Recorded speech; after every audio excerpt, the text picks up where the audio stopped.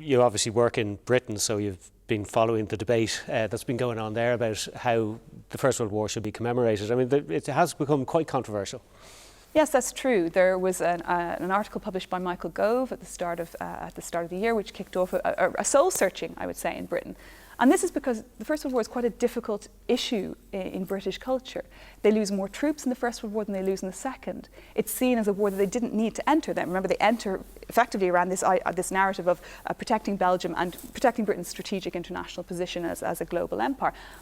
Some commentators say that they didn't need to do that. They could have sat it out. They didn't need to sacrifice so many lives. They had a very small army at the start of the war. They have to mobilise millions of men. It's the first time they do that. So for Britain, this is a very problematic memory. Was it worth it? Runs to the core of this debate.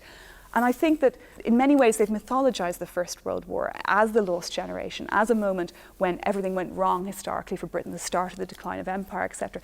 Much of that isn't really entirely true.